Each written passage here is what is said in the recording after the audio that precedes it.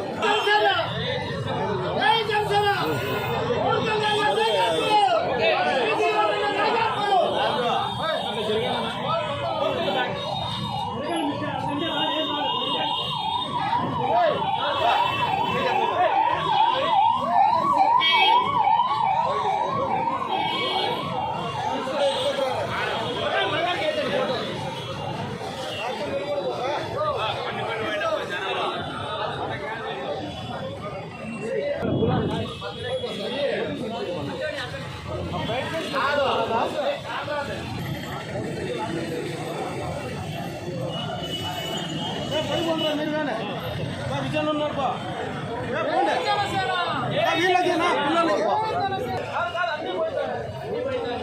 అందరికీ బయట అందరికీ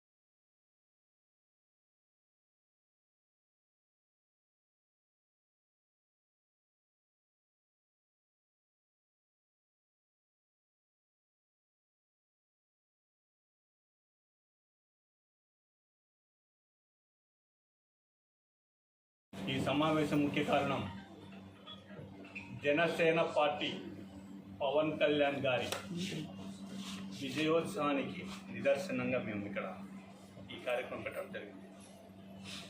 ఏ జగన్ రెడ్డి, నిన్ను అధపతాల కాలానికి తొక్కకపోతే నా పేరు పవన్ కళ్యాణే కాదు, మా పార్టీ జనసేనే కాదు అని ఏ పిలుపైతే ఇచ్చారో మా జనసేన పార్టీ అధ్యక్షుడు, ఆ పిలుపు మేరకు జగన్ రెడ్డి అనే వ్యక్తిని తొక్కడం, భూపాతాలను తొక్కడం జరిగింది. ఈరోజు ఖచ్చితంగా చూస్తూ ఉన్నాం.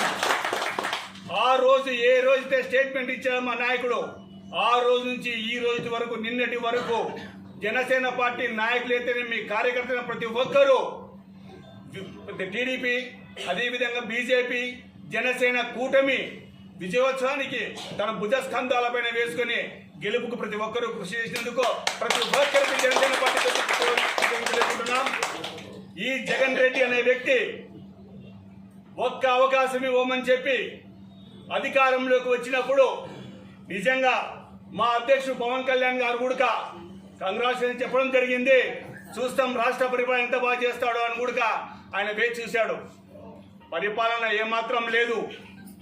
కేవలం ఆయన పబ్జీ గేమ్లకు, రూమ్లో కూర్చొని పబ్జీ గేమ్లకు అంకితం అవుతూ ఇసుక మాఫియా అయితేనేమి, మద్యం మాఫియా అయితేనేమి, భూ కబ్జా కోరుకు సపోర్ట్ చేయడం అయితేనేమి, అదేవిధంగా తన కింద ఉన్నటువంటి ఎమ్మెల్యేలకు, మినిస్టర్లకు విచ్చలవిడిగా ఆదాయాన్ని సమకూర్చే విధంగా మీరు చేసుకోండి అని చెప్పి వాళ్ళని అడ్డగోలుగా సంపాదించే విధంగా సపోర్ట్ చేయడం జరిగింది.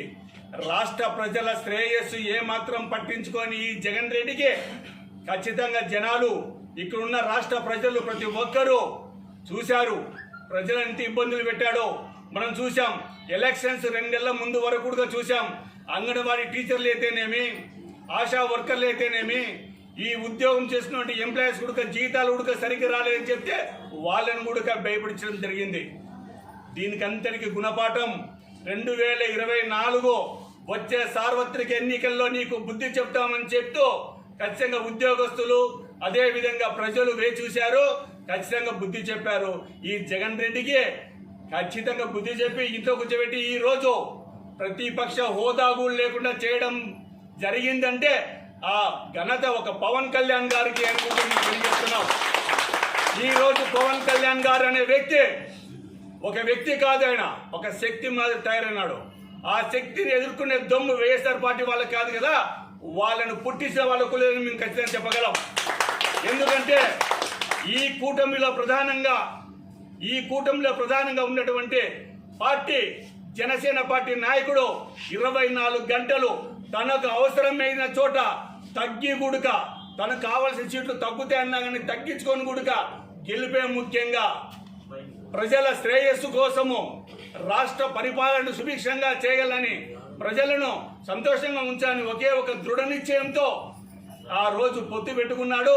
పొత్తు పెట్టుకుని అదేవిధంగా కూటమి నుండి అధికారంలో తీసుకురావడానికి తన శక్తి వంచన చేసినందుకు మా సార్కు ప్రత్యేకంగా ధన్యవాదాలు తెలుపుకుంటున్నాం.